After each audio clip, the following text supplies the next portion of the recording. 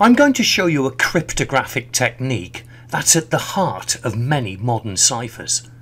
Ciphers which organisations and individuals rely on every day to protect their electronic data.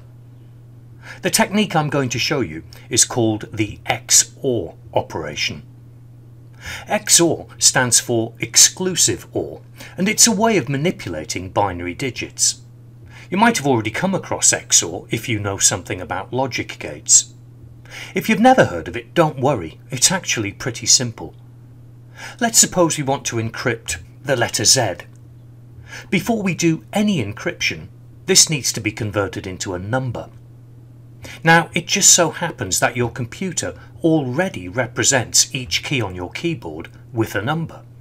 It's called an Ascii code. ASCII stands for the American Standard Code for Information Interchange.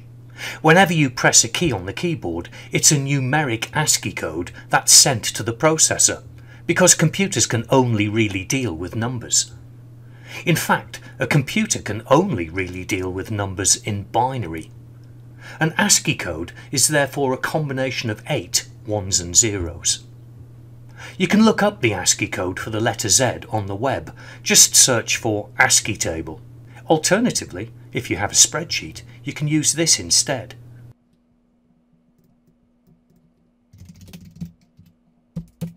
I'm going to get the ASCII code using a built-in spreadsheet function.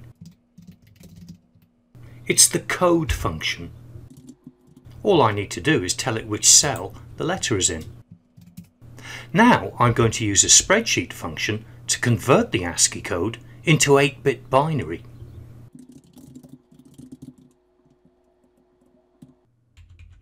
It's the dec2bin function. I tell it which number I want to convert to binary and how many binary digits I want. I want 8 bits. So there is the code I'm going to encrypt. Somebody who doesn't know anything about binary would already be confused. But let's do some proper encryption using the XOR function. The first thing I'm going to do is break this down into separate cells, just so I can see things a little bit more easily. That's the ASCII code for a small z in binary. Now my key is going to be another sequence of 8 bits. It can be any random sequence of 8 bits. Let's just go for 0, 1, 0, 1, 0, 1, 0, 1. This is the secret key. This is the sequence of bits that somebody else will need to know in order to decrypt your ciphertext. Now let's apply the key using the XOR operation. What I'm going to do is compare pairs of bits. If they are both the same, I'm going to write down a 0. So here 0 and 0 are the same, so I'm going to write down a 0. Here 1 and 1 are both the same, so I'm going to write down a 0. But here we have two different bits. We have a 1 and a 0, so I'm going to write down a 1. Here they're the same, so we'll put down a 0. They're different again here, so we'll put down a 1. And they're different here as well. We've got a 0 and a 1, so I'm going to write down a 1. Different again, and different again. The decision I made when I was comparing bits was that if one or the other is a 1, then I'm going to write down a 1. If on the other hand they're both 0, I'll put down a 0. Or if they're both 1s, I'll put down a 0.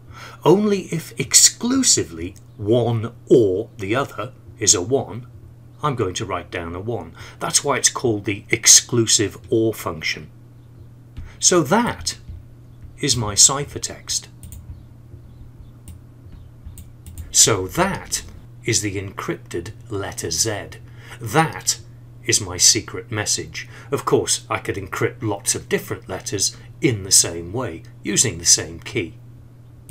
Now, when they receive the ciphertext, they need to turn it back into plain text, and this couldn't be easier. All they do is take the message they've received. Let's write it down again. and then they apply the key in exactly the same way. So this was the key, remember? Now presumably they already know the key. Somehow we've managed to get that key to them. So there's the ciphertext that they are going to decrypt. Here's the key which they're going to use, and they're going to perform exactly the same operation that we performed when we were encrypting the text. They're just going to XOR the bits together.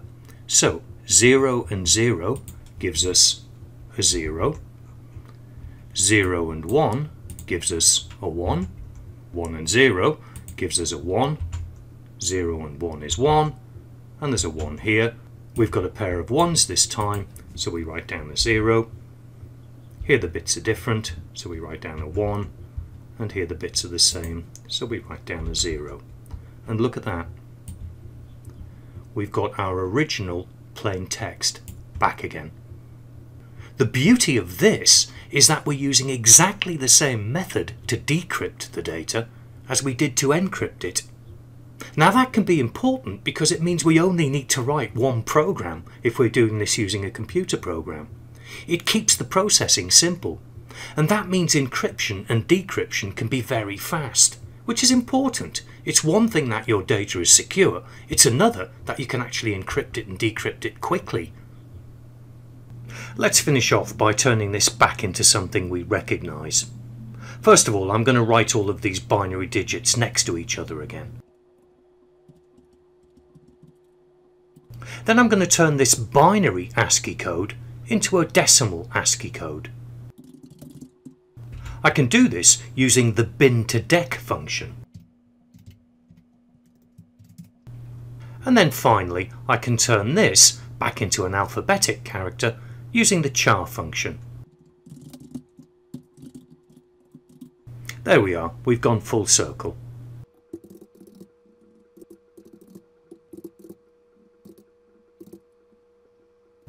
Here's a 3-letter word I've encrypted using the same technique and, as it happens, the same key. Can you decrypt it? What does it say?